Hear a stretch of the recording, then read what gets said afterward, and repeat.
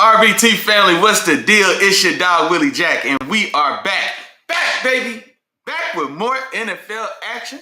How's everybody doing? How you feeling? Unfortunately for your dog, it is not a victory Wednesday, but it's all right. You know what I mean? I can take mine on the chin. I'm a big boy. I take it on the chin. We didn't play well enough to win in Los Angeles against the Chargers, so I'm sure we'll definitely talk about it. But yeah, so. It was a rough weekend for your dog, man. I'm telling you, like it was good football Sunday. We started out with a bang, overtime game in Germany. The games throughout the day, there were some pretty good games. Teeing me up, the coup de grace, teeing me up for my Steelers to do what they're supposed to do against the Chargers on Sunday night. We go out there, man, and lay a complete egg. And so it was a rough day. I wasn't over it. I'm not over it now. I'm not gonna lie. I'm not over it now. I couldn't enjoy Monday Night Football. Work Monday was already rough because it was Monday. And on top of my loss, Tuesday wasn't no better. Today, just barely, I was like, all right, I can let that one go. I took it pretty hard. I can't lie to nobody. But y'all know what we came here to do. Talk some good football action. Y'all know what's going on. Now, don't forget the rules now. I know we've been getting a little lax with these rules. Tap in with the three amigos. Y'all see it on the screen. Tap in with the three amigos. That's like, that's share, that's subscribe. You know what I'm saying? You can tell a friend as well. But like, share, and subscribe. And then drop something in the chat. Holla at your dog. Talk to me. You know I talk back. Y'all know what's going on. So, matter of fact, I do see a couple of y'all early in the building as well. Hey, y'all. Let's see. Madu's in the building. Say happy Wednesday, Big Nation family. Have a blessed show as always. Appreciate it. Appreciate you. But yeah, y'all go ahead and get in here and get on settled down. Now, also, while we talking, let me make sure I got everything I needed ready to go. But yeah, no, man, it was like I said, it was definitely a rough one. I'm gonna talk about it. And matter of fact, I'm not gonna lie, I see a few of y'all in here, so we're gonna go ahead and get started then. And matter of fact, we might as well go ahead and jump back in. Knock out that the Sunday morning early game, the international game. And if y'all was here on Sunday, y'all know we finished this game live together. But to still recap the game itself, Atlanta versus the Colts in Germany early Sunday morning. This one goes to overtime. The Colts hold on and get this done, 31-25. Daniel Jones in this one, 255 yards, 1 touchdown, 1 pick, another 50 yards rushing. Did lose a fumble in this one. And then, of course, the star of the show, all right, MVP JT, MVP of the league, Jonathon Taylor, all right? MVP JT to save the day, 32 carries, 244 yards, 3 touchdowns in that bad boy. And then, just for fun, gave y'all another 40 yards receiving. Fantastic day by Jonathon Taylor. I don't think he's probably not going to get the MVP, which is so frustrating. But I'm telling you, for me, damn sure my MVP candidate. And honestly, it's been like that. It's been Jonathon Taylor for me, for at least a month, for about a month. I'd say comfortably for about a month. He was definitely in that discussion, but he's MVP JT, man. And he's been there for about a month for your dog. I see a team that's leading the league in wins, and I see a team that's doing so without a fantastically talented team around them. These are the same Colts last year that couldn't get out their own way. So we see his value, and then we see what his play and production does to bolster the play of a guy in Daniel Jones who was all but excommunicado from the land of the living. He was what, another year from being in the quarterback elephant graveyard. Right? We've talked about it before. I know I talked about it, but I'll talk about it again since we're talking. He was one of those guys. He was going to have to go to the dark place for about 5 years, like we saw Geno Smith do before he reemerged in Seattle. See, Geno on his way back to the dark side, though, man, unfortunately, unless he picks something back up. But we've seen these type of things happen. Kurt Warner won an MVP as a 28-year-old rookie, won a Super Bowl as a 28-year-old rookie, went back to the Super Bowl the next year, lost, and then 2 years after that, lost his job. And then he went to the dark side for about 4 or 5 years. And then reemerged in Arizona. A contender again, got back to another Super Bowl. He got smacked by those guys. Y'all know what's going on. But that's the pattern that we've seen. Baker Mayfield, he had to go to the dark side for about 2-3 years. He was traveling across country, hopping planes and trains and automobiles, changing teams every week, right? And now he's on the other side. So that's what Daniel Jones had to look forward to, but, you know what I mean? But for the spectacular play, bolstering his performances by MVP Jonathon Taylor, man. MVP Jonathon Taylor. That's what I'm saying. And the thing that's so sickening about it is that people were so quick. People were more eager to discuss the MVP candidacy of Daniel Damn Jones than Jonathon Taylor. Like, what are we watching? You know what I mean? And that overtime game was another clear example for me, because that game goes into overtime because they put the ball in Daniel Jones' hands that last drive. It stalled. Couldn't go nowhere, right? They get the ball back to Atlanta. Atlanta tricks it off. We go to overtime. You know what they did in overtime to win that game? Turn around and hand the ball to MVP Jonathon Taylor, who marches down the field 80 yards, punches it in the end zone. Now everybody goes home happy from Germany. So, yeah, man, enough said. Enough said, man. MVP JT for sure. For sure. At least around this way, man. Until further notice. Let me see. I see a couple of more of y'all that dropped in this chat. My dog, man, Pretty Tony the Painter in the building, man. What's going on with it, man? Already. He know what time it is. Come on, man. MVP JT, he know what time it is. Come on, man. Exactly right. And coming off injury last year. Exactly right, man. And that's the thing about it as well, is like, he just picked up on his program. Because was it the year before the injury that he led the league in rushing with like 1,800 yards? You know what I'm saying? Or maybe that was 2 seasons ago. But yeah, he's just back on schedule. You know what I mean? And so it's not an outlier. It's a stud, man, and he's playing damn well. Now, I can't promise you. Oh, now. Come on. Hey, come on, man. This is what I'm talking about. Shout out to my dog, Miles, man. Shout out to my dog, Pretty Tony the Barber, man. Keeping us on track, man. Let's go. Let's go. Hey, man, tap in with the 3 amigos. Like, share, subscribe. Tell a friend to tell a friend. Holler at me in the chat. Talk to me. You know I talk back. And we gonna ride like that. For sure. Appreciate your homeboy.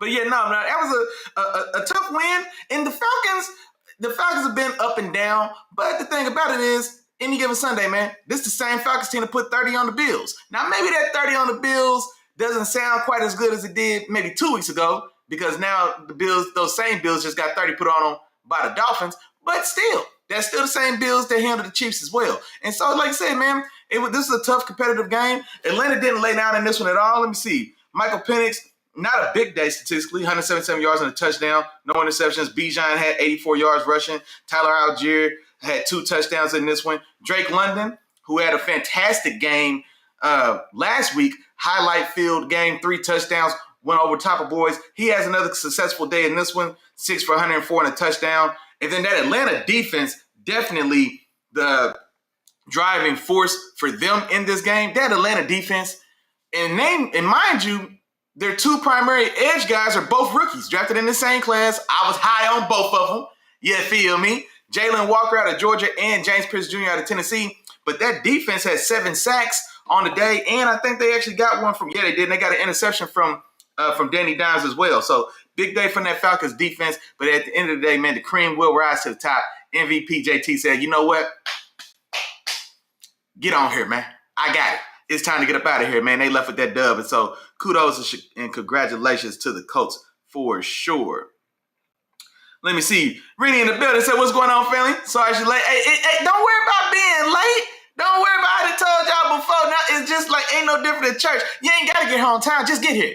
You know what I'm saying? You ain't got to get here on time. Just get here. That's all it is. You can still catch some of this gospel. You know what I'm saying? We still got tons of stuff to talk about. So you right on time. Yeah, you right on time. Let's go. Or no, I tell you what. You ain't on time, but you ain't late. That's what I tell you. Yeah, you ain't always on time, but you ain't never late. That's how we're going to do that. For sure. Let's see. Moving on, the Giants on the road at Chicago. The Chicago does hold on to get this win 24-20. The news was announced, I guess, after this game or in the days following thereafter. Head coach Brian Daboll was fired or let go by the Merritt family and the Giants. And so, and shout out to my dog Chop, because me and my dog Chop was talking about this move a little bit. And neither one of us agreed with the move. I was a big proponent of Brian Daboll when he was a candidate to be a head coach, because this is the guy that helped mold and groom a young Josh Allen. Big Josh, the guy. You know what I mean? This is the guy that was there in that infancy and got him and help, I guess, mold and grow his game to the guy that we see now today. Well, that was Brian Daboll's doing, right? Because we have to remember just how raw and unproven a prospect that Josh Allen was coming out of Wyoming. You see what I'm saying? And so he could do no wrong in my book when I saw what he did with Josh Allen and got him to the place he did before Daboll left and, got his head coaching opportunity. And then also, that Buffalo Bills offense, it still hasn't been the same. Now, it's morphed because of James Cook, his emergence. Shout out to Dalvin, man. That was one of my favorites, man, for this era. But until they got him, and now he's developed into a damn good top 5 running back in this league for sure. And so, but that offense still doesn't have that original look that we had when he was there with Josh Allen, where the vertical passing game was much more explosive. And then you still had, of course, the dominant run game with Josh Allen being a big part of that. But be that as it is, man. And this is another thing I'll say about it. Why I don't like it is because I don't understand the rationale or the logic behind it. So you hire Brian Daboll. Also, key thing I just thought about as well, let us not forget, this job in the hiring of Brian Daboll was also one of the key hirings at the time that led to the lawsuit that Brian Flores filed against the league because of the unfair hiring practices, etc. And so Brian Flores, Brian Daboll, 2 Brians, right? And so Brian Flores was scheduled to interview with the Giants. I'm just going to say, I can't remember the days, but let's say he was scheduled to interview with the Giants on Friday. Well, Brian Flores, of course, who came up under Bill Belichick in New England, he gets a call from Bill Belichick. Belichick's congratulating him on getting the Giants head coaching job. So Brian Flores is like, wait a minute, bro. My interview's tomorrow. Like, nah, I ain't. What you mean? He's like, I just heard the news, man. They bring you in. You got the job. He's like, bro, I don't interview till tomorrow at least. You know what I mean? And so then that started that helped to start those wheels to turning, and come to find out that the Giants had preemptively, I guess, essentially hired Brian Daboll, but hadn't announced the news because you do have to adhere to the Rooney rules put in place that's meant to guard against this sort of thing. Now, of course, the organizations have been finding ways around that rule, and the spirit of the rule gets taken advantage of, and it gets warped and twisted, and just like anything, man, if there's a will, there's a way. So, people will find a way to get around it, but it doesn't change the spirit of the rule. The spirit of the rule was to prevent this sort of thing, to prevent the good old boys club from just stonewalling other applicants who maybe don't have the right complexion who maybe don't have the right, what's the saying? Not complexion for protection necessarily. They ain't got the skin to win. I don't even know if that's a thing, if I just made that up, but it rhymed and it sound good, so we're going to say that. Brian Flores might not have had the right skin to win, man. That might be what it was. I don't know. I'm just telling you what it was. And so that was a big deal. Now, I hate that was the situation for Brian Daboll, but in my mind, Brian Daboll was a damn good candidate, and he had put the work in, and we saw what he did with a young, raw, talented guy coming out of Wyoming, right? A guy that couldn't get a scholarship offer coming out of high school. He went to JUCO, and then his JUCO career was so spectacular that he went to Wyoming. Come on, cuz. This is the guy who turned into Big Josh Allen. So, yeah, man, Brian Daboll had his chops. So I was a fan of the hire. But when he got there, the Merritt family were entrenched with Danny Dimes. The guy, speaking of Danny Dimes, Daniel Jones was already there. So he inherits a guy that he probably didn't want, but I'm not turning down no head coach money in New York City at that. And so, yeah, he got saddled with Daniel Jones, not his own guy. And not only did they saddle him with Daniel Jones, then it wasn't his decision to pay his ass $40 million a year over Saquon Barkley. Like, what are we doing? So the situation for Brian Daboll in New York, it never felt like he might have been behind the wheel, but he wasn't in charge of where we was going. You see what I'm saying? Like, he didn't have that type of autonomy to where he could really, build his own program with his guys and things of that nature. So he was already fighting left-handed. And so now They finally get Daniel Jones, $40 million overpaid ass out the building, respectfully. You know what I'm saying? I'm sorry, Daniel Jones, you catching these strays today. It is what it is. I ain't gonna feel bad for you. They gave you $40 million a year, big dog. So you get him, he's at the building. Y'all send Saquon up the street to the ops, only to have him turn in a historic 2,000-yard season. You know what I mean? So obviously there are problems in that organization, and there's a lot of fingers and a lot of places to go before I would have got to Brian Daboll. That's just me personally, just seeing how the way they operate. You see what I'm saying? So anyway, now he finally gets a chance. Now in what, year 4 or 5? How long has he been there? He finally gets a chance to bring in a guy. He brings in Jackson Dart. Jackson Dart is a hit. We still in this first season. He didn't start the first 3-4 weeks. Russell Wilson couldn't get out his own way. And you know what I mean? And Jackson Dart got in there, and Jackson Dart, he's got Jackson Dart teed up. Mind you, Jackson Dart's very first start, they lose Malik Neighbors in the first half of that game. You know what I'm saying? So, like, man, Brian Daboll dealt with a lot there, but he's shown that, hey, I'm cooking now. Now we cooking with gas. Now we cooking with grease. Now I finally got a guy that I want. You know what I mean? And look what we're doing. Are we winning games? We're not winning a lot of games per se, but we are winning for one. The first win we got was against the Chargers, who were red hot at the time. Gave them their first loss in Jackson Dart's first start, minus Malik Neighbors. You see what I'm saying? Took the Broncos to the ringer. Should have beat the Broncos. They just lost to the Bears right now in Chicago. They should have won that game. Oh, yeah, this is the game I'm supposed to be talking about. Chicago wins this game by 4. It's 24-20. Don't forget, Jackson Dart had a dropped touchdown in the end zone to Theo Johnson in the first half of that game on 4th and 1. 4th and 1, he throws a touchdown. Now, I'm not, maybe drop is too strong because it was the defender was there. He catches the ball, but the defender's able to knock it down. He can't complete the play, but that's a 4th down touchdown. That's a 4th down play. And so, we pass up points, but that should have been a touchdown, right?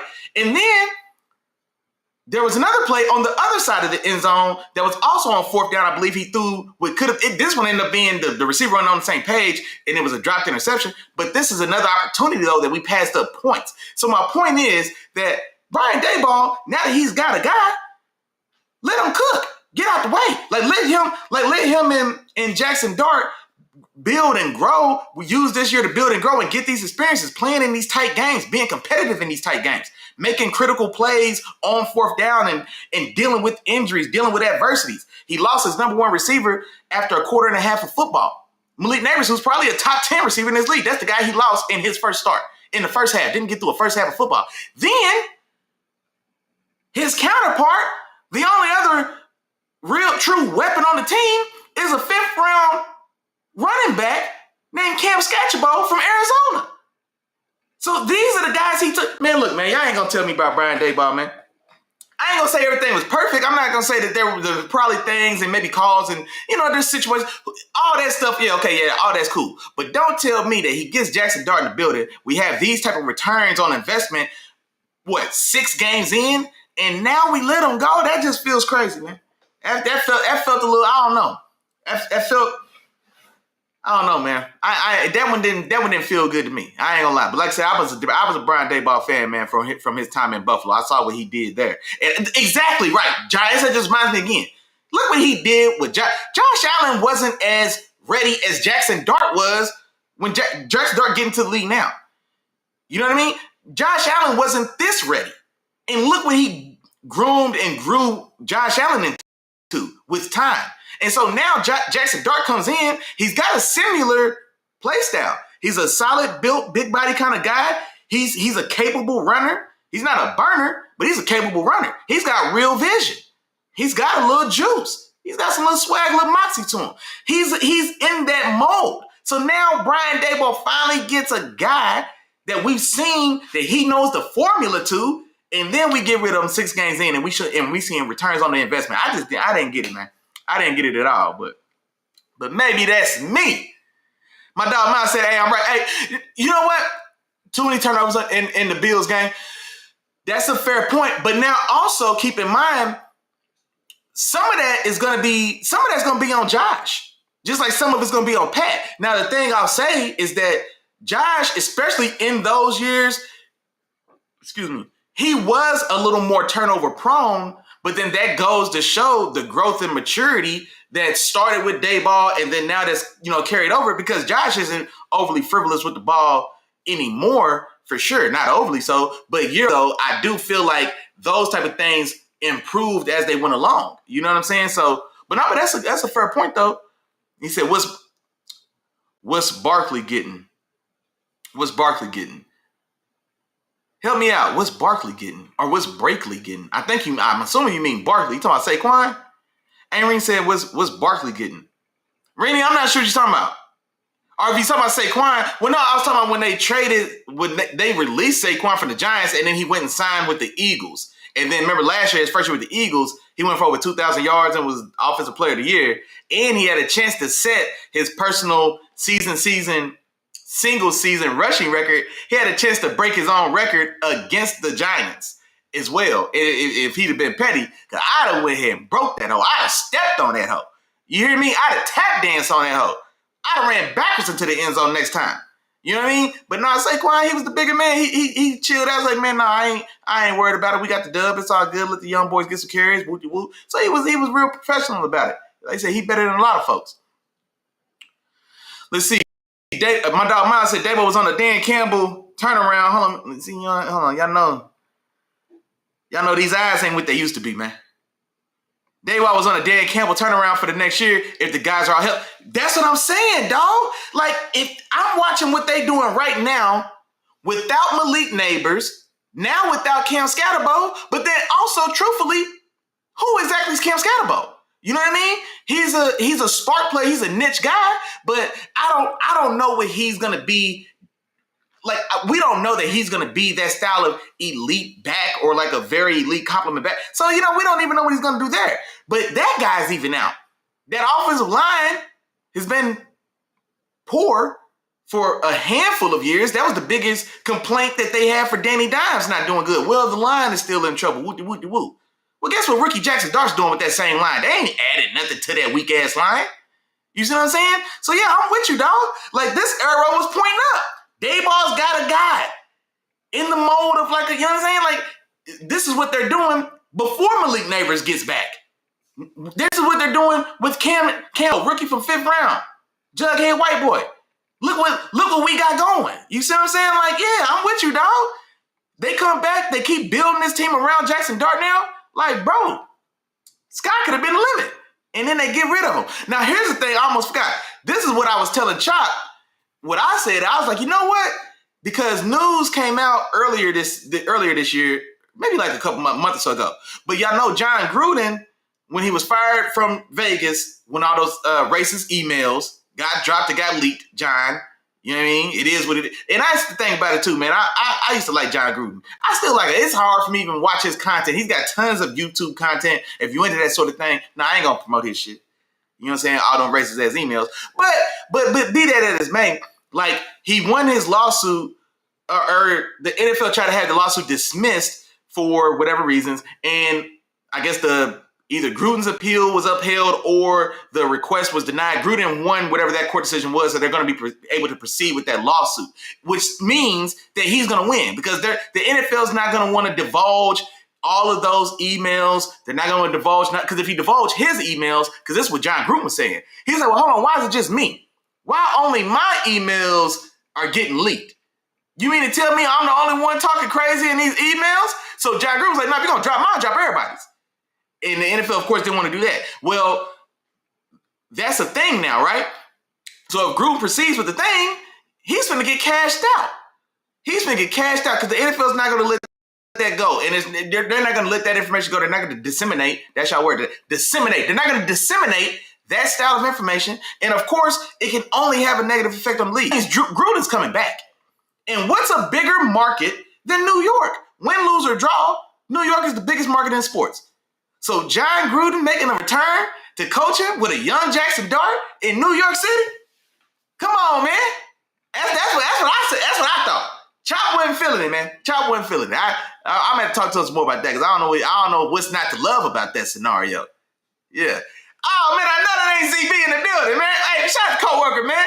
ZB in the building. What's going on? He didn't say he didn't see a huge issue with Cannon Daboll, but the timing is weird. That's what I'm saying. Like, what, in the middle of the year, what are we doing?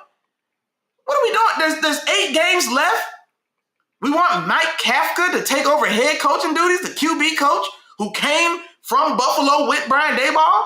Like, exactly, yeah. I'm with you there. Like, even if you wanted to fire him, especially if you think you got Gruden in the wings, now I ain't seen or heard that nowhere else but just your boy. So if it come around, y'all remember where y'all heard that first. But I'm with you, though. Even if you wanted to fire him, why now? Exactly, I'm with you. So it should have been before the season if they felt that way, but doing it now where the team is makes no sense. And that's the thing about it. So going into this season, it was more or less accepted information that this was going to be a make-or-break year. This was a hot seat year for him and whomever else was responsible for paying Daniel Jones and then letting Saquon leave, if that person's still there.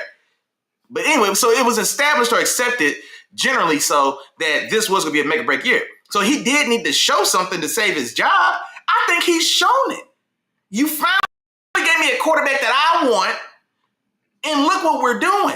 With the same poo-ass line, we still don't have no stud running back. Cam Scatterbo was fun. He was exciting. He brought aura. He brought swag. He brought intensity. But who's going to tell, which one's going to say he's in the same conversation with a James Cook or a Jahmyr Gibbs or a Bijan? We're not. He's not that guy, right? And then Malik Neighbors, who is a top 10 guy in the league, even at this young age, he's a top 10 guy in his position. Well, he goes down in the quarter and a half that the rookie starts or comes into the game. Like, come on, man, that's crazy. Like, come on, that's crazy. Yeah, shout out to my dog ZB in the building, man. Sis in the building said, what's going on, good people? What's going on? Yeah, good comments. I appreciate y'all. We're going to keep it pushing. Buffalo on the road at Miami. Man, this is an AFC East show today, ain't it? Golly, back-to-back AFC East. Buffalo goes to Miami, lays an egg, man. I don't know. Ain't no rhyme or reason behind it. They came out flat. Honestly, that's what it was. Watching that game, they came out flat out. And Miami capitalized. Miami's one of those teams as well, especially when they're at home, which is a big thing for them. It's been that way for the tenure of Mike McDonald's tenure there as the coach, right? If they're at home or in fair weather, they're just as dangerous as anybody in the league, generally speaking. And it's when they go other places, especially in the cold, that they struggle profusely. Well, they at the crib, Buffalo comes out flat, and they get it going. So they capitalize on that momentum and they ride it off, and Buffalo can't hit that switch, and they get rolled. Miami wins this 30-13. Let's see. Quiet day for Tua, 173 yards, 2 touchdowns, 2 interceptions in this game as well. But this game for sure was one on the legs of Devon Achane, man. 22 carries, 104 yards, 2 touchdowns. He had another 50 yards receiving in this game. And I'll tell y'all something, man, as quiet as kept. Devon Achane is, man, he's sniffing that top 5 style conversation at the position, dog. And he's been playing his ass off this year. And I haven't been wanting to say he's a top 5 guy because the Dolphins is trash. And yeah, you know, I don't know if I feel like fighting with y'all in the comments, man, if I start saying wild stuff. But Devon Achane, man, talking about 2025. And you know what I'm saying? I'm talking about 2025. How many more guys do you think how many guys do y'all want ahead of Achane realistically? Wait, are there 5 guys faster than him at the position? I don't think so, right? And like, he's a dynamic receiving threat as well. You know what I'm saying? So everything that I get from Jahmyr Gibbs, essentially, I'm not going to say everything. A lot of the things that I get from Jahmyr Gibbs, y'all know Jahmyr Gibbs is my favorite back in the league right now. A lot of things that I get from Jahmyr Gibbs, I'm watching Achane, I'm like, hold on, bro, that looks familiar. Wait a minute. I've seen this type of stuff before. I've seen this. I've seen a 4-yard run that you turn into a 60-yard touchdown because the angles don't matter. You know what I mean? I've seen the 2-yard dump off behind the line of scrimmage, make the first guy miss, and now that's a 40-yard completion. Like, you know what I mean? Those are the things that I'm seeing, and this game was a prime example of that. Like I said, man, goes for $175 and another 50 receiving, 2 touchdowns in this game, and that's the driving force for the Dolphins getting it done. Jalen Waddle also had 84 yards and a touchdown in this one. Josh Allen, Big Josh, 300 yards passing, 2 touchdowns, did throw an interception, another 30 yards rushing, lost a fumble. It was just Cook and Allen both just came out flat, man. And that offense and this team and scheme is not good enough to not have Shaq and Kobe both dropping 30. Shaq gotta both drop 30 for this Bills team to win. But when they do, they could beat anybody. When Shaq and Kobe dropping 30, they beat anybody. As the Chiefs, right?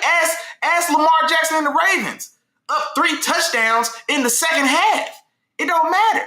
Because when Shaq and Kobe get hot, ain't nobody beating us, bro. So that's what's going on with Buffalo, and both of them had stinkers.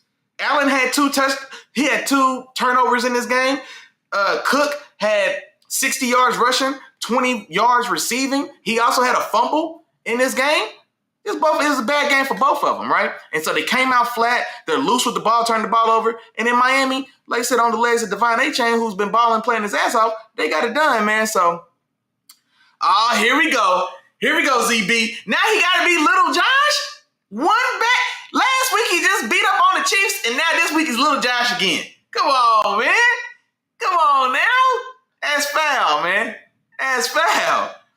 Baltimore on the road at Minnesota. Baltimore gets this done 27-19. Now, I'm not surprised at all that Baltimore won this game, especially with this being J.J. McCarthy's, was this his first game back from that injury?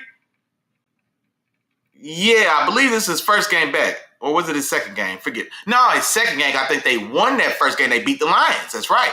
So his second game back from injury. But I still did no, you know what? I take it back, man. I think I did go with Minnesota to win this, man, on the strength of Brian Flores. That's right. That's right.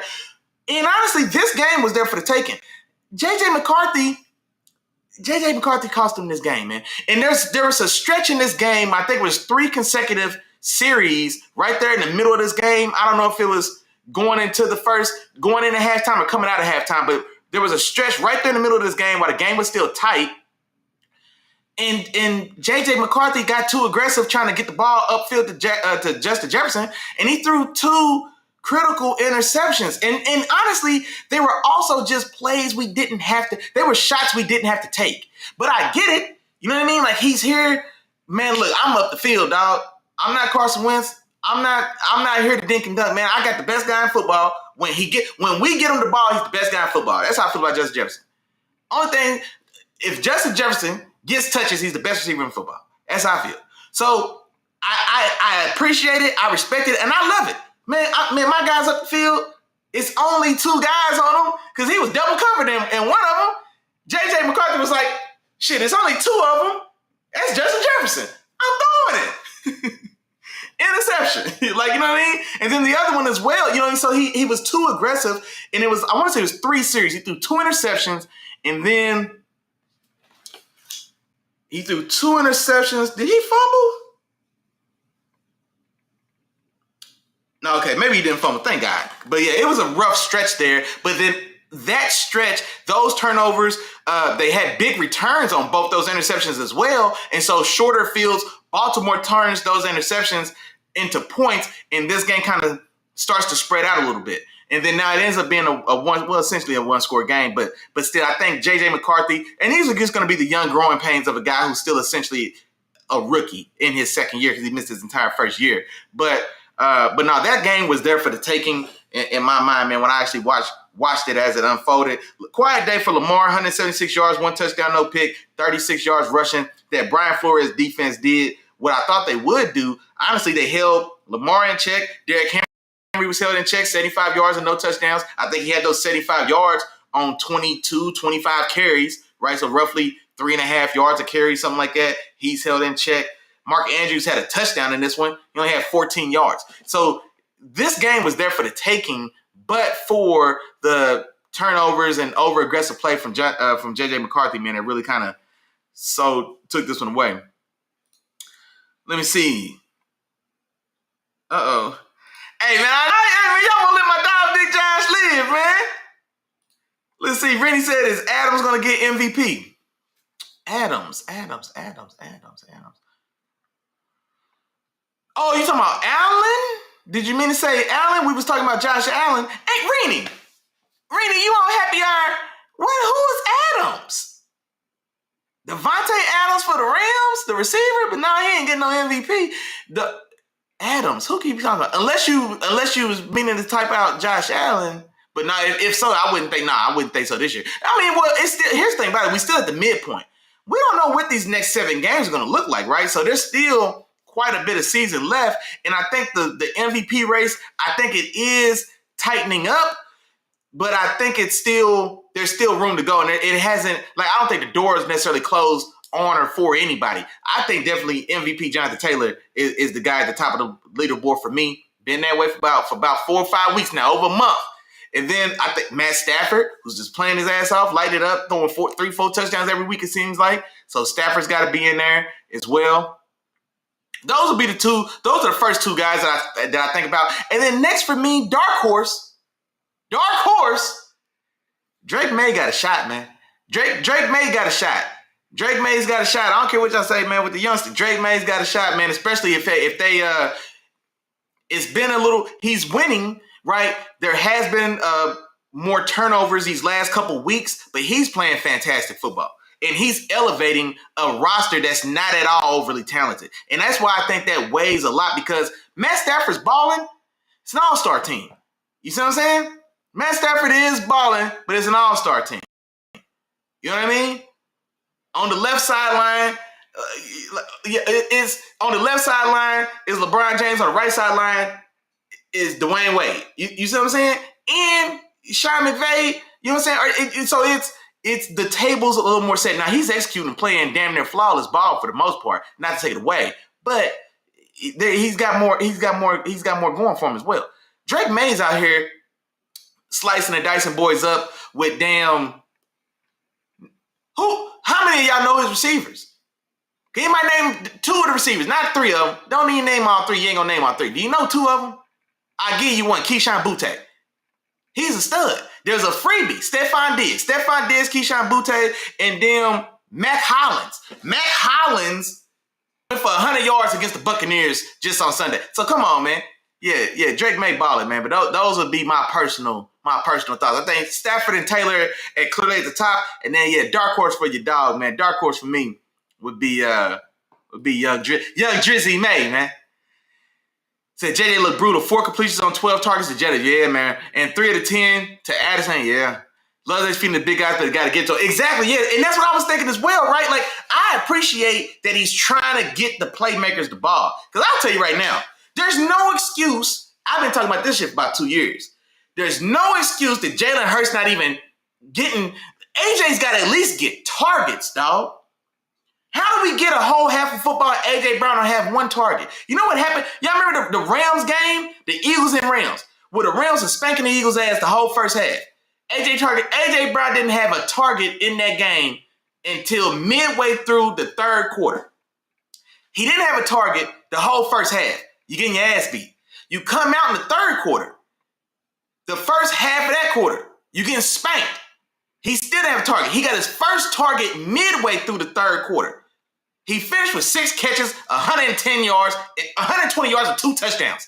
And you won the game in a quarter and a half. You see what I'm saying? So I'm with you. Man, you gotta get the boys the ball, period. Or you gotta try to. So I'm with you, but just like you said, like, dog, we appreciate it.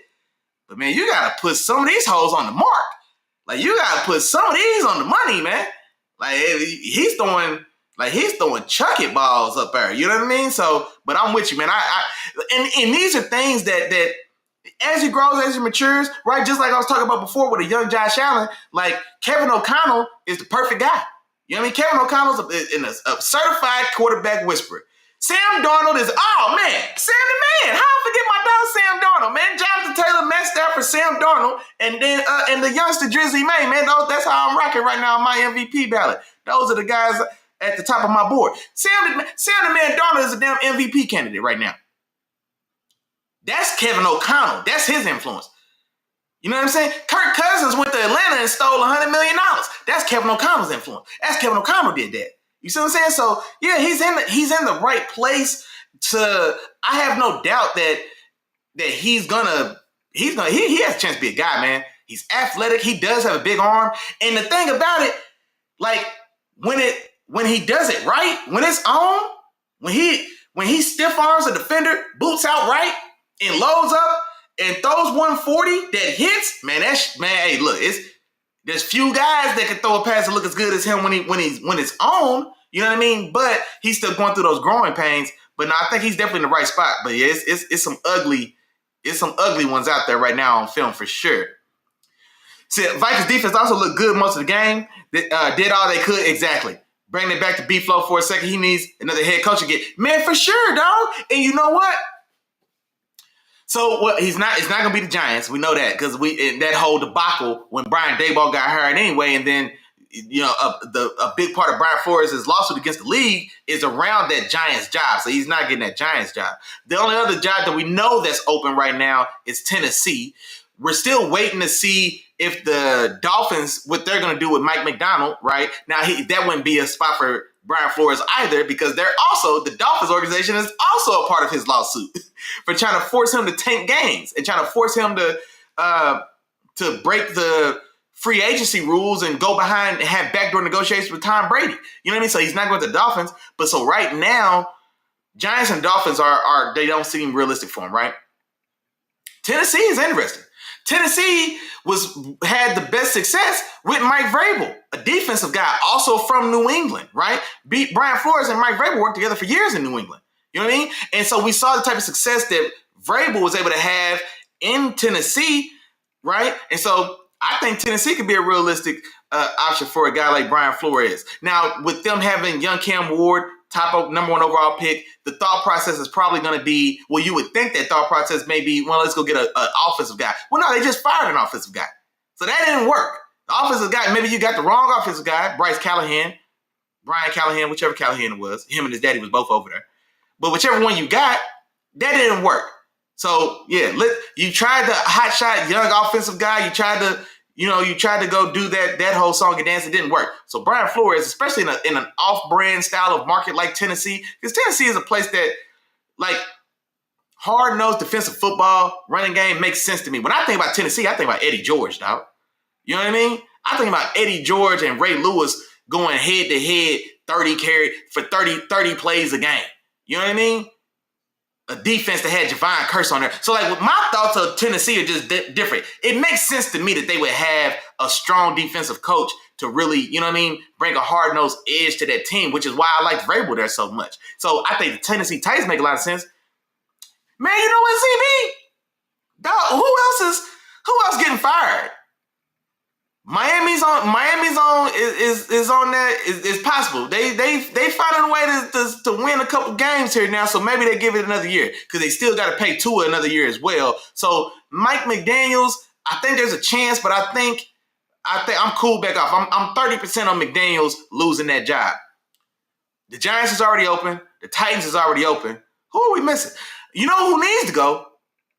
No, I don't even know what to say. I was going to say the dude in Cincinnati, but shit, it ain't his fault, man. The offense is scoring 50 points a game. Don't matter if it's Joe Burrow or Joe Flacco. We can score 50 every game. So I'm doing what I came to do, right? So, maybe not the guy in Cincinnati. Man, hold on. What up? Well, who are we missing? There's coaches out here that's bound to be fired. There's going to be some jobs available. Why am I drawing blanks?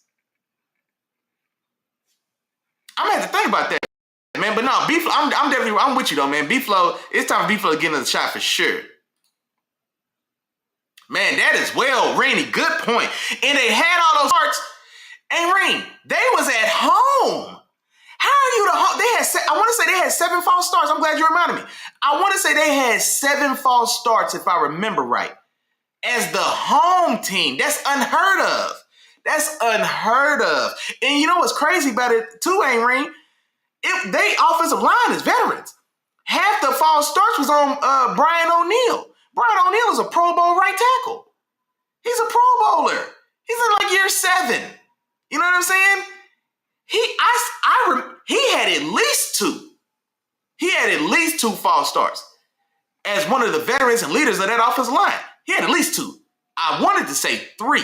He had at least 2. And I think as a team, they had 7 at home. Yeah, that's unheard of.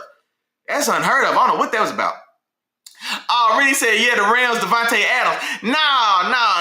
He ain't gonna get that. He having a good year. He is having a good year, but I think like Jackson Smith and Jigba's having a better year as far as just receiver stats. But now the quarterback for the Rams, Matt Stafford, and Ray said it was 8. I was about to say, I know it was a lot of them. Yeah, I believe it. I was gonna say it's at least 7. So yeah, 8 false starts. Yeah, that's crazy. But yeah, nah. If anything, it might be Stafford from that team who's balling. Dang, chill out. And you know what I'm saying? Everybody ain't in the circle. You doing too much for that. You see, now you dry snitching. Look at you. Last week, you was cheering for the Ravens, and now this week, you dry snitching on my auntie. You got one more time. You got one more time. You ought to be shame yourself. Yeah. Hey, yeah, Drake, hey, Drizzy May balling now. Hey, young Drizzy May doing his thing now.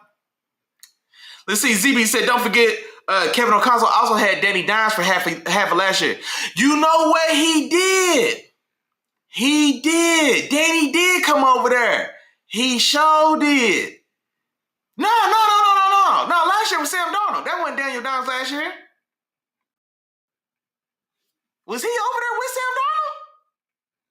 Man, hold on. Now I can't remember. Hold on. Now I'm confusing myself. Because when you said that, I was like, no, you know what? I think you're right. But then I'm like, no, wait a minute. Let me think a little more. Now you got my head spinning. Was Danny Dimes the backup to Sam Darnold last year? When Drake May went down? No, I don't think Danny Dimes was over there last year. Because I think he rolled out. Because I don't think he got cut mid-season from the Giants. I thought he just signed with the Colts this offseason as a free agent. I have to think about it. You might be on to something, though. If he was, then yeah, I don't doubt at all that Kevin O'Connell sprinkled a little bit of that do-it fluid on him. So I don't doubt it at all if he did. Oh, you are right. You are right. I see that now, yeah. As soon as you said that, now I do remember. He did get cut. And then, the Vikings did get picked up. You're right. You're absolutely right. Shout out to my dog ZB, man. Shout out to ZB. Because you know what you did. You know what you did. Hey, moving on. Cleveland on the road against the Giants. And the Cleveland Browns, God bless them. Shout out to them, man. Shout out to the Cleveland Browns for finding a way to trick off victories. Nobody does it better. So I appreciate you, Cleveland. I appreciate y'all contributions. Cleveland, let's this one get away. The Jets win this game 27-20. Let me tell you the stats in this game. Justin Fields, you're on your way to the dark place, my boy. 6 for 11, 54 total passing yards, 1 touchdown, 1 interception. And the touchdown that you did throw was a long catch and run by Breece Hall. So I hate to even, you know what I mean? And then 28 yards rushing. Come on, that ain't going to get it done, man. And I want you to do well. I've defended you. I want you to do well. They tried to bench you. Tyrod Taylor was injured. You went out there. You stole a dub from the Bengals. I'm with you, big. I see you do well. I'm not defending 6 for 11 for 54 yards. I'm like, no, not at all. Breece Hall in this game. He teed up, man. 83 yards rushing, 42 yard. That touchdown I was talking about from Justin Fields, it was a 42-yard catch and run by Breece Hall. Let me say again, Justin Fields stats. Justin Fields had 54 total yards passing in 4 quarters of American football. In 4 quarters of American football, Justin Fields threw for 54 yards. 42 of those 54 yards was a catch and run by his running back that ran 40 touchdown on the 2-yard swing pass or screen, something of that ilk. That's unforgivable, Justin Fields. That's unforgivable, big dog. I don't want to hear it. I'm not defending that, bro. Will McDonald balled. 4 sacks in this game as well, man. So fantastic day for him. And then the biggest thing in this story, because if you listen to those stations, like, well, how the hell did New York score 27 points with Justin throwing 50 yards? 4 of them went to the running back who ran and got a touchdown. Man, they opened the game with a 99-yard kickoff return for a touchdown. And then on the first punt of the game, how many did I write down? And then they had a 75-yard punt return for a touchdown on the first punt return of the game. So right there in the first half, the New York Jets had 2 special teams touchdowns, right? And then, of course, a couple field goals, and then a short dump to Breece Hall. 40 yards later, that's a touchdown, and then you get to 27. So kudos, shout out to the Jets for getting that done. I love to see the Browns lose in spectacular fashion. There's few things that make me feel better than watching the Browns lose, other than watching the Bengals lose. And then there's few things that make me feel better than watching the Bengals lose and that's watching them funky ass dirty Blackbird Ravens lose. But outside of that, Browns, I like to see y'all lose as well. So I appreciate y'all. Dylan Gabriel had 167 yards and 2 touchdowns in this one, 54 yards rushing. Quinshon Judkins, 75 yards rushing in this one. Derek Judy and David Njoku both had touchdowns in a losing effort. But, yeah, I'm done talking about Cleveland. I'm ready to talk about good football. Good quality American football. I'm talking about Drizzy May and the New England Patriots going on the road to Tampa Bay and getting this one done, man. Finding a way to steal one from Big Baker Mayfield in the game down there in Tampa Bay. They win this game 28-23. Shout out to Ty Bowles as well. That Ty Bowles defense.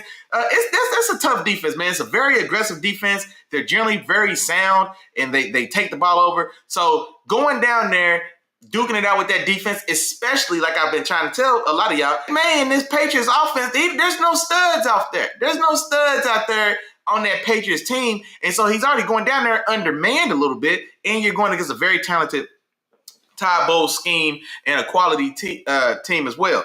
So Drake May, rough day here, 16 for 31. But let me tell you what he did on 16 pass completions. On 16 completions, the boy threw for 270 yards. Come on, man. And 2 touchdowns. I was talking to Chop. Every time Drake May hit a throw, I was texting Chop. Chop got so tired of me. I was like, boy, hey, Drizzy May, boy, hey, I know you see what he did there. Hey, boy, that boy Drizzy May cold, ain't he? The touchdown pass to rookie Kyle Williams, who was a stud, by the way. I think Kyle Williams was my number 3 receiver going into the draft, or coming out of the draft this year when it was all said and done. 3 or 4. Matthew Golden and, whatever. But the pass, though, it was a beautifully layered 7 route, flag route, right over the top of the under defender. He's booting out right, good zip, good lift on the ball, hits him right in stride. Williams turns up the right sideline, scampers for 30 yards to the crib. But beautiful pace and placement on the pass. You know what I mean? That's the type of things I'm watching. You know what I mean? Like, also, he's booting out right. You know what I mean? So he's getting away from a defender. He's booting out to the right. And as a defender, there's an under defender that's sitting there, because if the ball placement on that pass isn't perfect, it's an interception. You know what I mean? That's a pass to Tua short arms or places on the low shoulder instead of up above, right?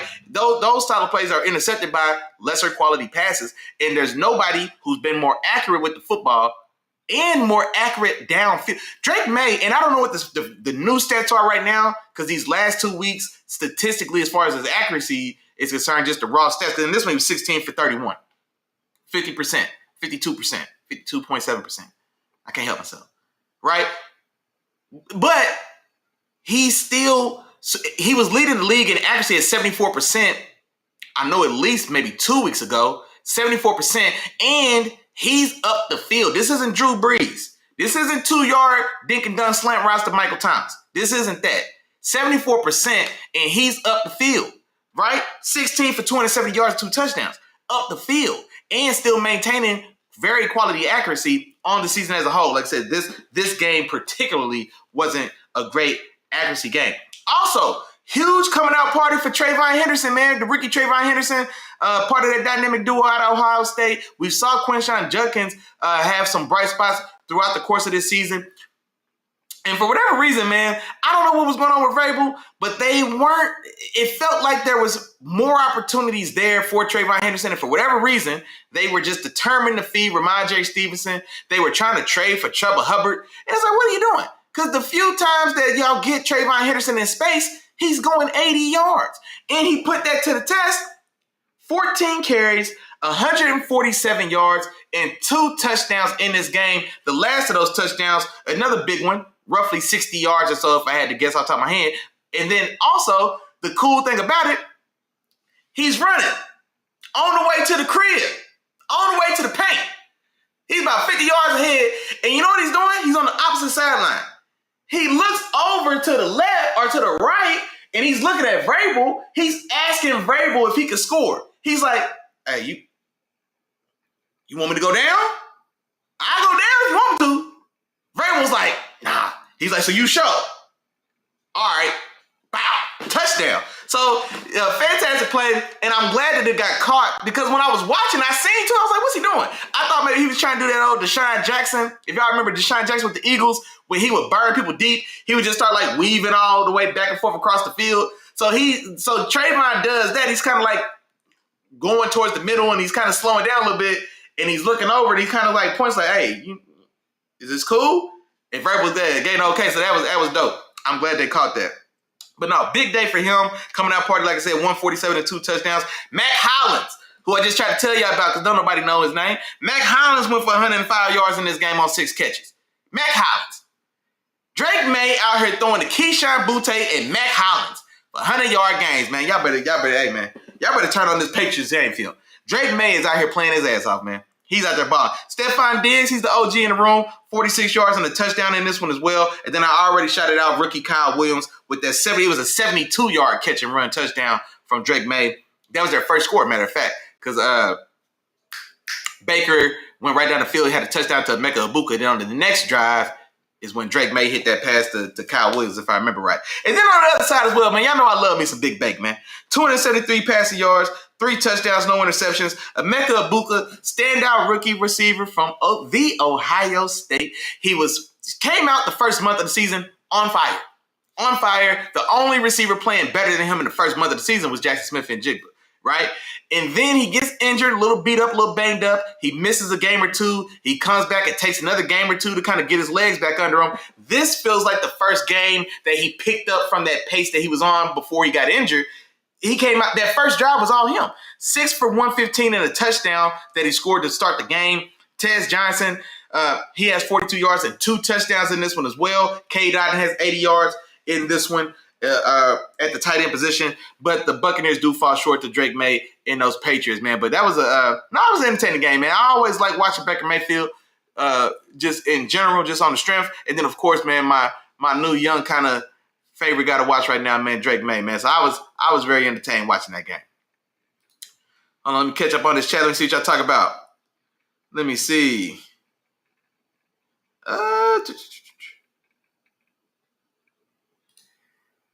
ZB said, this is the drunkest game I ever watched in my life. When the world was at. Which game? Wait, which game is this?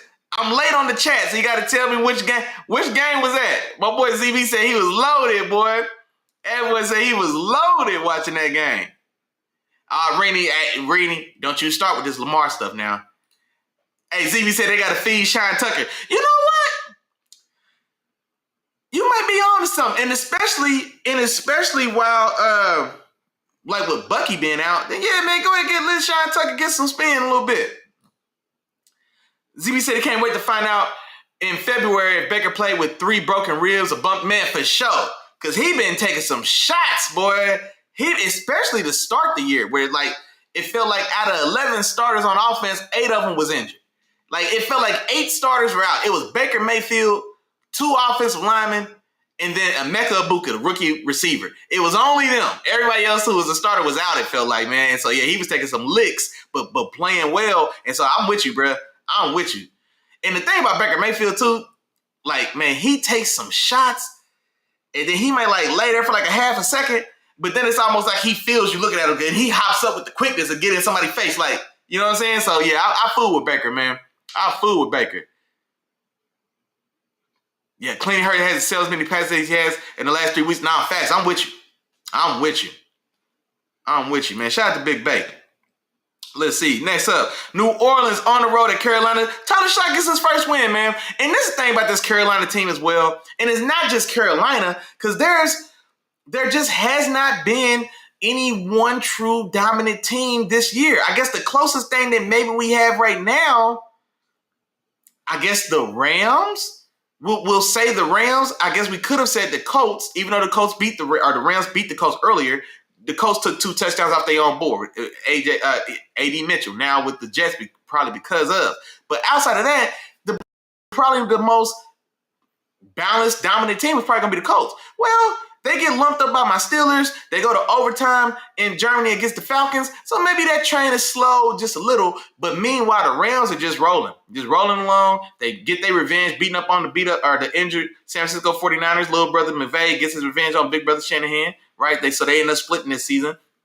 But probably the Rams. But then outside of that, I mean, who do we feel great about? Nobody feels great about the Eagles. They're winning. We don't feel great about them. You know what I mean? This isn't the same dominant posture that we've seen from them when they're really in their element, right? And so Carolina has been pretty up and down. Carolina, who had the same record as the Chiefs. When the Chiefs beat up on the Washington Commanders 2 weeks ago, mind you, my dog Chop got on here and told me the KFC was the number one team in his power ranking. I say, bro, for beating up on Marcus Mariota and the injured Commanders at home a week after you lost to Trevor Lawrence and the Jaguars, number one? Like, no, man, we can't get too caught up. A team like Carolina, same exact record, right? But anyway, it goes to show that any given Sunday, man, like I said, this season's just all over the place. The Saints, who've been more or less, ain't nobody been worried about it. I'm talking too much about it. And I just caught myself. I'm talking way too much about these Saints. They do get a win. I did want to shout out Tyler Shuck for getting his first victory as a rookie since taking over that starting job. They get this done 17-7. Rico Dowdle had been on a tear, especially since he's been the main guy there. The Saints held him in check. He only had 50 yards in this one. He did get a touchdown. But no, shout out to the Saints for getting that dub. Let's see, Jacksonville on the road at Houston. Houston gets this done, man. And Houston, I picked Houston to win the game. I thought it was going to be on the strength of their defense. Davis Mills was out there balling, man. I ain't going to lie to you. Davis Mills went out there, he handled his business, did what he had to do. Let's see, 27 for 45.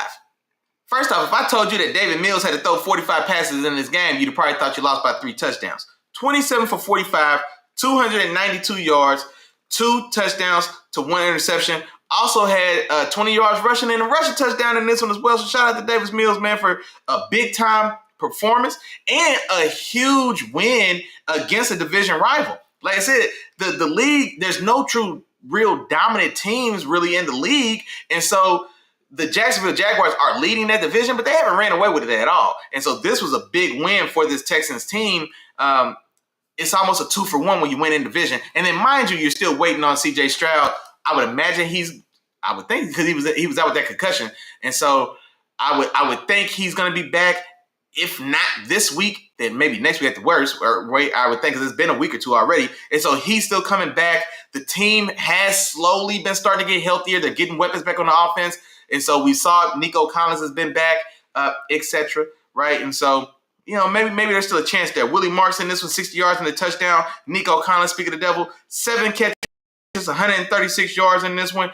Had a touchdown and 50 yards receiving.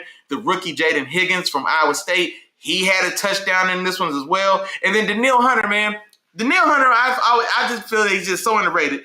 3.5 sacks, 4 tackles for a loss. He was absolutely unstoppable in this game as well for that Texans defense.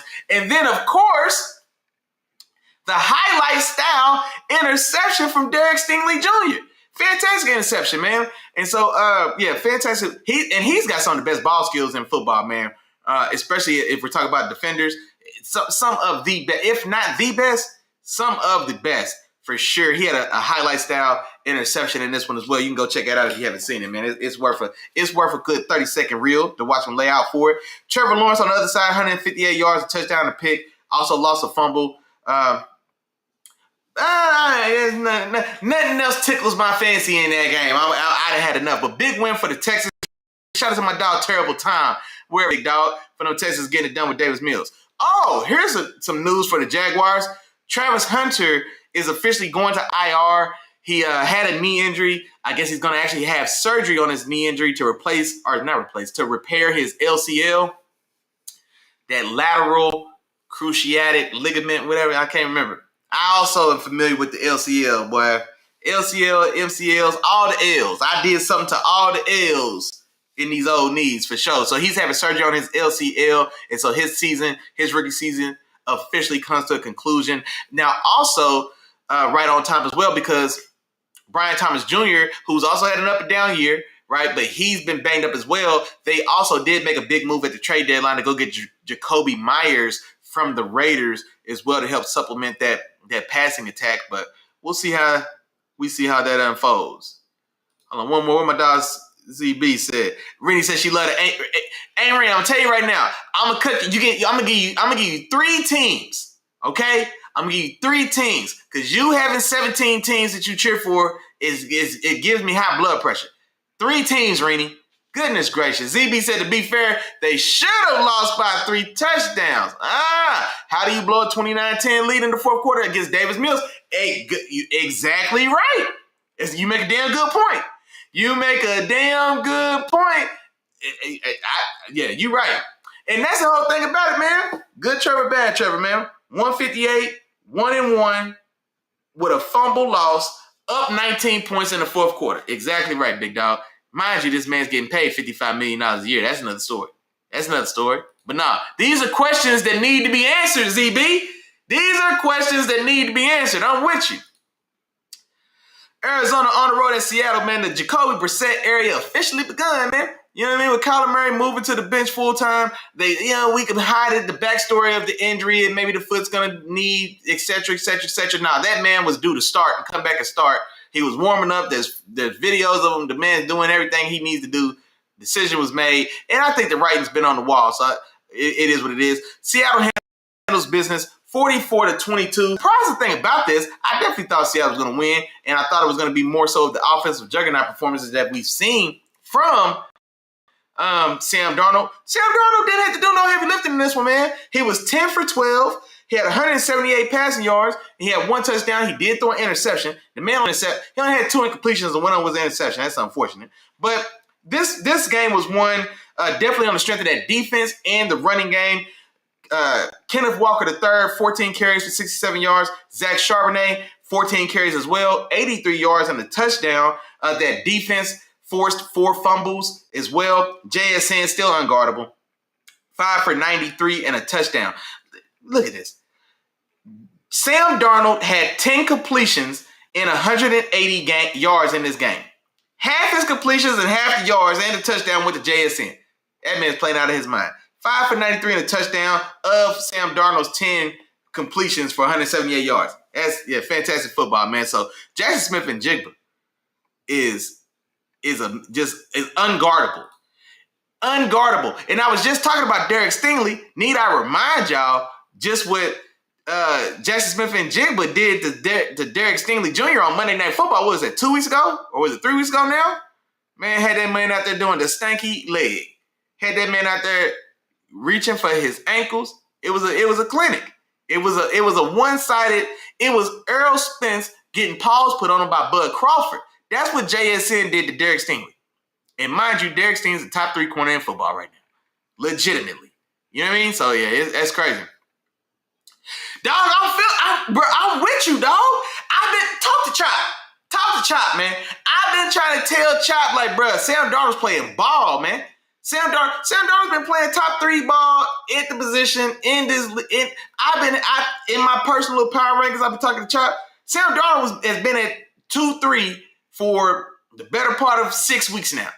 Drake May, Sam Darnold, and Dak Prescott before Dak Prescott hit that rough stretch, but Dak was playing some damn good ball, just individually, man. Especially with CD being out, him and George Pickens getting on the same page so quickly and really playing well. So at the time, I had him up there as well. But nah, man, Drake May and Sam Darnold playing fantastic football for me, bro. For sure. The top 3 guys in the league, he's still in the top 3. Drake May, Sam Darnold, and Matt Stafford would be the 3 guys playing the best at the position, in my opinion. So yeah, nah, Sam Darnold's playing his ass off, dog. I'm with you, man. For sure. Let's see. Speaking of Chop, here you go, man. These Rams, the Los Angeles Rams on the road at San Francisco. Rams get this done 42-26. Matt Stafford, speaking of, we just talking about Devontae Adams. Matt Stafford's it's starting to be routine. 250, 300 yards, 3, maybe 4 touchdowns, week after week after week after week. Stafford, 280, 4 touchdowns, no interceptions in this game. Kyren Williams, 73 yards, 2 touchdowns in this game. Now, don't forget, Kyren Williams caught a lot of flack in that first game against the Niners that they lost because he had a critical fumble on the goal line for one. That was a fantastic play by Alfred Collins, big nose tackle from Texas, who punched the ball out right on the goal line. Kyren Williams had that fumble, and then also he failed to convert the late fourth down conversion But I don't blame him for that. That's a bad call from Sean McVay. Sean McVay got scared, pissed on himself, and gave a toss play to Kyren Williams on 4th down. Mind you, in that game, I think Stafford had damn near 300 yards and 3 touchdowns in that game. Devontae Adams, I think, had 2 touchdowns in this game. We don't go to Devontae Adams, who had 2 touchdowns already. We don't go to Puka Nacua. We don't go to Pikachu, right? Who's also been having a fantastic year. Instead, on 4th down with the game on the line, we throw a toss play to Kyren damn Williams. Come on, man. So this was a big bounce back game for him as well. Like I said, 73 yards and 2 touchdowns. Blake Corum, also strong in the running game, 56 yards. They're turning into a nice little solid 1-2 tandem there. Devontae played well. Shout out to Amory. He had 6 catches for 77 yards and a touchdown as well. And then Puka Nacua, my fault. 5 for 64 and a touchdown as well. On the other side, Mac Jones, 33 for 39, 319 yards, 3 touchdowns, 1 interception. C-Mac had a rough day, man. 30 yards rushing, did contribute 66 yards in the air. Brian Robinson Jr., 40 yards in the touchdown. George Kittle, 84 yards in the touchdown. And then Jawan Jennings, 70 yards in the touchdown in this one also, as well as a big fumble as well that also I think the Rams turned into a touchdown and really kind of spread this thing on out when they were when it was threatening to kind of tighten back up a little bit. So big win for the Rams. Man, I can't tell y'all. It's already on my schedule. It's already on the calendar. I can tell you right now what the game of the week is going to be on Sunday. When y'all get here Sunday at 10 a.m., Sunday Fun Day Morning Football pregame show, y'all know what's going on. When you get here Sunday, the game of the week is going to be the Los Angeles Rams. I think is on the road against the Seattle Seahawks. Oh, man. Oh, I can't wait. I'm counting down the days right now. I can't wait to watch that game, man. Rams, Seahawks, that's the game of the week coming up, man, on Sunday. We'll talk about it Sunday when y'all get here. When y'all get up on Sunday, be ready to talk about that one, man, because I can't wait. I can't wait for sure. But no, the Rams are playing damn good ball, man. And honestly, I mean, who's got a better shot? I mean, who looks stronger than the Rams right now? I think the Rams have overtaken the Colts. For me personally, I had the Colts as the number 1 team in my personal power ranking. I think the Rams have overtaken them. I would still probably say Colts at 2. I would. I feel better about the Colts. Like, the Eagles worry me, dog. Shout out to my dog, Day One Game Jarrell. Bro, your Eagles worry me, dog. Because that locker room is a ticking time bomb, man. I'm telling you. It's rough. And also, you know, they're playing some questionable play. We're going to talk about that Green Bay game coming up here, too. There's some questionable stuff going on in Philly, man. But no, I would say Rams, Colts, 1-2. And then maybe, is it too soon for me to say Patriots 3? Is it too soon to say Patriots 3? Am I drinking too much of the Drake May Kool-Aid? I'm going to get out of there. Man. I'm not going to let y'all clip this and then come back and try to talk to me crazy. I'm going to give it one more week. I'm going to give you one more week, Drake May. Let's go. No, matter of fact, Drake May don't play tomorrow night. They play tomorrow night. I can't wait to see it. Detroit on the road at Washington. They handle business. Detroit gets this done 44-22. Let me tell y'all about. Shout out to Jared Goff, man. Y'all know how I feel about Jared Goff. Let's go. 320 yards, 3 touchdowns, no interceptions. Let me tell y'all about Jahmyr Gibbs, man. Y'all know how I feel about Jahmyr Gibbs. Jahmyr Gibbs is the best in the business, man. Jahmyr Gibbs has taken that title of best in the business. Jahmyr Gibbs, 15 carries, 142 yards, 2 touchdowns, and then another 30 yards receiving, and then just for kicks and gigs, another receiving touchdown as well, man. Best in the business. Shout out to Jahmyr Gibbs. And then David Montgomery, man. Shout out to D-Mo, man. 15 for 71 yards himself. J-Mo, man. Jameson Williams, big day in this one. 6 for 119 in the touchdown. And then Amon-Ra St. Brown, not to be left out. He throws in 60 yards and a touchdown as well. This Detroit Lions team, man, the losses they've had, they lost week 1 to Green Bay. Green Bay just came out on fire. They're fired up. They got Minka Fitzpatrick. They fired up. They got Michael Parsons. They came out there. They put belt on Detroit that first game. They dominated them physically. And then Detroit took it out on the next 3-4 opponents they saw, right? And ran it up and got back to Detroit Lions and Dan Campbell football. Then they have a tough loss in Kansas City was that Monday night or Sunday night, but in Kansas City, they lose that game. Overly aggressive, but they live by the sword, die by the sword. Same thing, make you smile, make you cry. They went for like 4 fourth down conversions, passed up some points. But be that as it may, lose to the Chiefs at the crib. are at the Chiefs' crib. And then also, let's keep in mind, this is a very motivated Chiefs team because they had just came off that L to the Trevor Lawrence Jacksonville Jaguars. You take an L there. Now, the next loss is the one that don't make no sense to me. You get rookie J.J. McCarthy, well, you get super rookie J.J. McCarthy making his first start of the season because he just came back from IR, just came back from injury, and you dropped that one. I ain't gonna lie. J.J. McCarthy, they went out there and got that one. So that's their 3 losses. But I still feel pretty good. I still feel damn good about this Detroit Lions team, especially if you can't stop that running game, you got no chance. You got no chance. If Gibbs is cooking, Gibbs is going, you got no chance. Right? Because then Montgomery's going to pile on. Jameson Williams is going to pile on. Amon-Ra St. Brown's going to pile on. Jared Goff, he's not going to turn the ball over for the most part. You know what I mean? So when they're rolling, man, they're still a top 5 team in the league in my opinion. Matter of fact, they would probably be at number 3. I'll give them 3. Rams, Colts, Lions. And then I think we get into Eagles, Patriots in my mind. Eagles, Patriots would be the next 2 in my mind. That's probably how I would rock. But no, they had a fantastic game as well. And then the Commanders, like I said, man, life without Jaden Daniels and a ton of other injuries, actually. They're one of the more injured and beat up teams but now the Lions roll.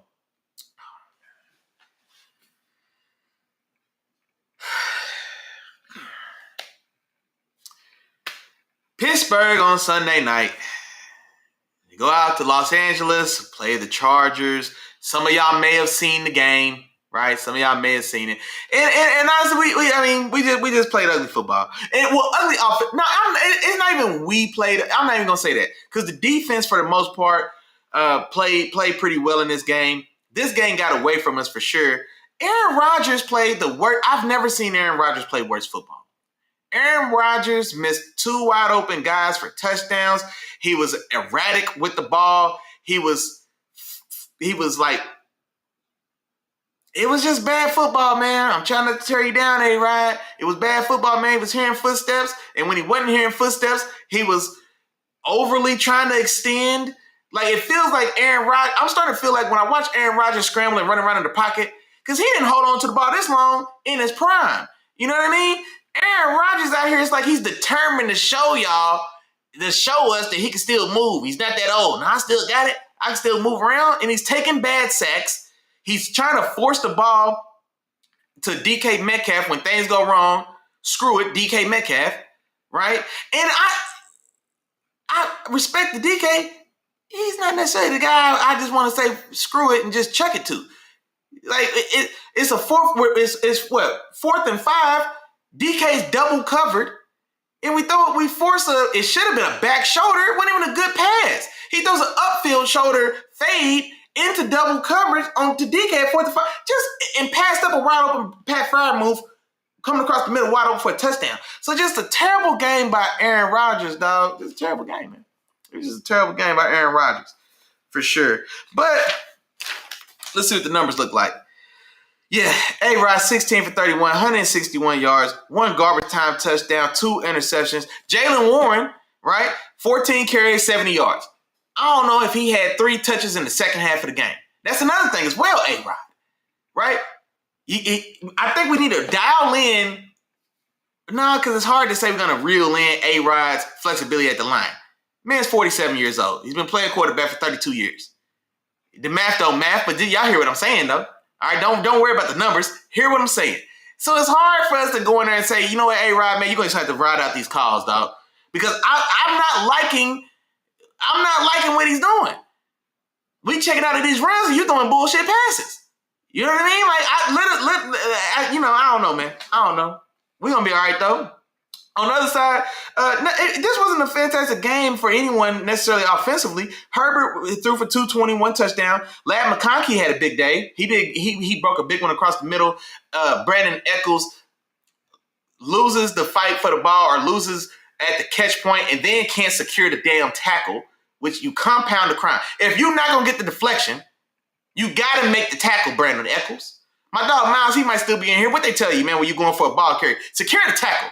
You got to secure the tackle before you go to the ball. Tackle first, ball second. Secure the tackle, Now strip, rip, deflect, push, pull, whatever you're going to do after the tackle's secured. Don't just go play the ball because now you didn't get the ball, you short ass. You're 5'9", you're 5'9", 180 pounds. No, you didn't get that. You couldn't out-length Lad McConkey for that ball. Lad McConkey 2 inches taller than you and 30 pounds less. 5'10", 160 pounds. White boy from Georgia. Cold, though. So you don't secure the tackle, you let him catch, and now you slide off because you don't secure the tackle, and now he turns up and he picks up another 20 yards. Lad McConkey finishes 4 for 107 in a touchdown in this game. But, it is what it is. See, y'all trying to get me worked up again, man. It took me 3 days to calm down from that piss poor performance, and now you bring it out of me again. I'm upset. ZB in the chat talking crazy, bolt up, type of stupid shit. That's gotta be the dumbest tagline in sports. Bolt up. Bolt what? Chargers? That's it. Nah, I ain't gonna tease your Chargers, ZB. Y'all did win. I was gonna tease y'all, but I ain't, man. Y'all got that dub. Y'all got that dub. I can't be mad at it, man. We didn't play good enough to win. We didn't play good enough to win. All right, so now you're going too far. I was just gonna try to be humble, and now you want to go too far. That's cool. That's all right. All right. I see what's going on, ZB. Rennie said Rodgers needs to retire. I ain't gonna lie. The way he looked on Sunday night, you might be on to something. That was terrible. Terrible decisions. His accuracy was off. He kept sailing the ball over guys.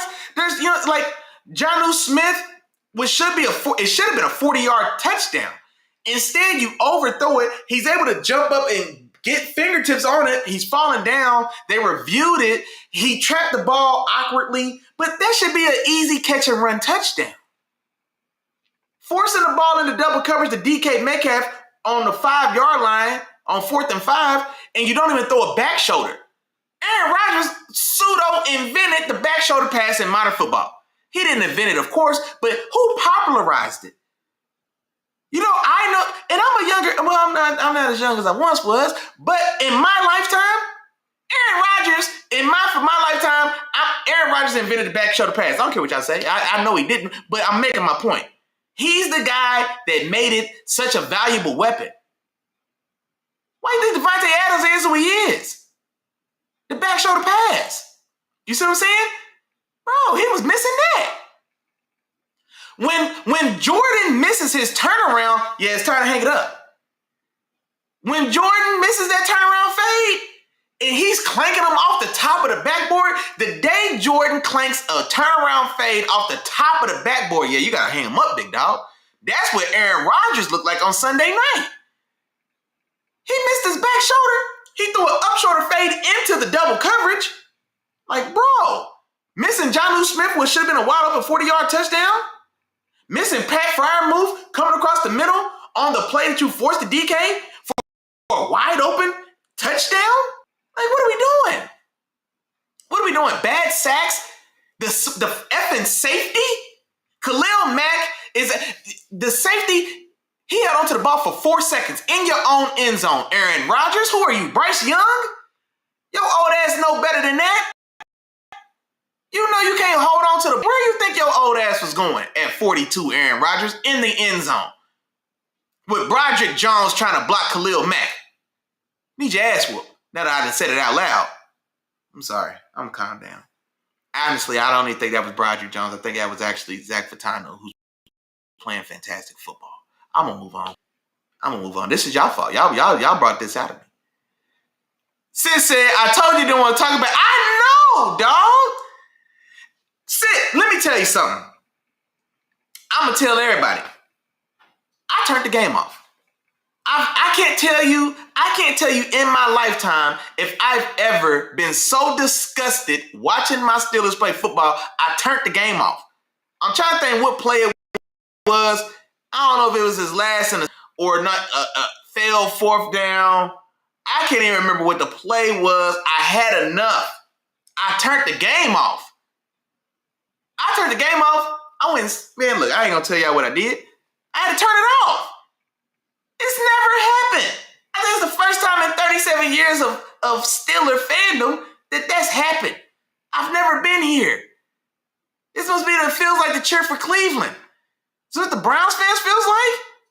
Is this what being a Jets fan feels like? It's a terrible feeling. Was this what it was like being a Rams fan before y'all got McVay? I can't imagine. This is awful.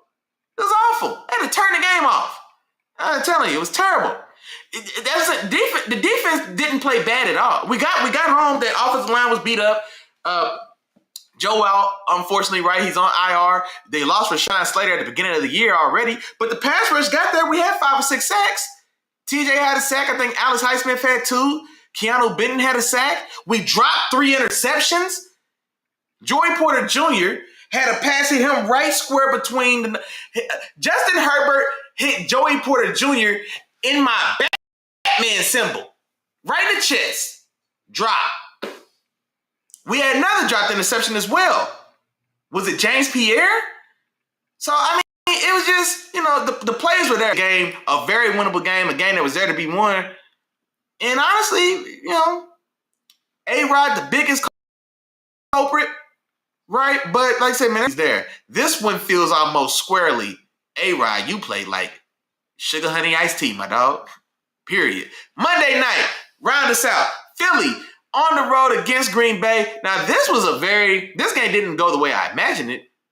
Very low-scoring game. Both defenses were very stout here. And then, of course, there was some questionable goings-on in this game as well. But the Eagles do hold on and win. Jalen Hurts finishes 15 for 26 for 183, 1 touchdown, and 0 interceptions. Saquon, rough day, or held in check relatively. 22 carries, 60. No, not relatively. Held in check. 22 carries, 60 yards. He did have 40 yards rushing, so he does have 100 total yards on the day. But still tough sledding. Devontae Smith, the lone bright spot in this game. Their team, 4 for 69 with a fantastic touchdown. Yeah, up the left sideline or up the left side of the end zone. Deep catch for the touchdown there. And then A.J. Brown, talked about it a little bit earlier. A.J. Brown, targets in this game. 3 targets, 2 catches, 13 yards on 3 targets. Yeah, man. I'd have been on that. I'd have done 4 times, man. There is no excuse. Nick Sirianni, Jalen Hurts. I was trying to think of the guy in the box. There's no reason at all, man, we still having these conversations about A.J. Brown not getting the damn ball. It's been said, I beat that horse to death. I brought it back. I killed it again. There's nothing else I can say. There's nothing else I can say, man. But now the Eagles do find a way to win. And this is the thing about it as well. Because they're not always going to be pretty. And that speaks to, like, a championship pedigree. Because, like, once you've been on the top of the mountain, like, winners win. They're a winning team. Green Bay hasn't really figured out how to win yet, or they haven't really had that full. This is still a very young team, this Green Bay team, right? They haven't really, matured in that way where it's going ugly, it's going bad, and we still find a way to make that one play and leave this game with a dub. The Chiefs are notorious for this, right? The Chiefs, the Eagles, used to be my Steelers. You know what I mean? In these tight one-score games, there's nobody with a better one-score win-loss record than Mike Tomlin in the last 10 years of football. In one-score games, Mike Tomlin's like 72% or something like that. You know what I mean? So, like, in these style of games, I'm going to leave that alone, man. I can't help it. But Philadelphia, much like I was saying about Kansas City, when it's ugly, it's not going our way. We still know, you know what? The jumpers ain't falling tonight. But guess what? 2 on the line still get us a bucket. 2 free throws still equal to dunk. You know what I mean? And that's this type of game, and they do get it done. They had a very questionable 4th down Hail Mary attempt to A.J. Brown. Matter of fact, that was one of A.J. Brown's targets. A 4th down Hail Mary pass in the end zone to A.J. Brown. That was his 3rd target of the game, the only one he didn't catch. What the hell is going on, Nick Sirianni and Jalen Hurts? What are we doing? And it almost cost him the game. Because now instead of just punting and pinning Green Bay with a good punt, you pin them inside their own 10, right, with a minute and a half left or whatever was left. Instead, they get the ball midfield, and they have a chance. Now, they don't capitalize, and the Eagles defense stands up and, Wood plays out. They win the game. But the thing about it is you can't judge whether or not it was a good decision based on the outcome. You never judge the outcome. You judge the process. The outcome's going to be what it is. You know what I mean? So you can't judge, or you can't live and die with the outcome. It can't be a good call because we won. No, it was bullshit. It was BS. You know what I mean? You got to judge the process. That was terrible process. But again, like I said, they found a way to win. And, to this point, especially for Philadelphia, winning has cured all ills. Rennie out here cheering for every team that we ain't ring. You got to chill. All right, I'm not fooling with y'all. I'm not fooling with you, Rennie. I'm not fooling with you. That's it. That's all. But we do have Thursday football. So real quick, I'll put it on the board, man. Thursday night football tomorrow night. The New York Jets on the road against Drizzy May and those New England Patriots. Give me all day long and twice on Thursday night, 28-14. I don't know. Matter of fact, what am I doing? That's way too many points for them weak-ass Jets. Just watching what they did when Justin Fields is throwing 50 yards in 4 quarters of American football, and 40 of the 50 yards came on a 40-yard catch and run by your running back. Yeah, nah, I got to take some of them off. One of them got to come back. 7-28, New England, Drizzy May, running it up on division little brother, New York Jets. This one should be, I'm going to have fun with this one because I imagine Drizzy May going to go out there and give me everything I want to see. You know what I mean? I want to see upfield precision and explosive touchdown performing plays. That's what I want to see. And Drake May going to give it to me, man. So I can't wait to watch that tomorrow night.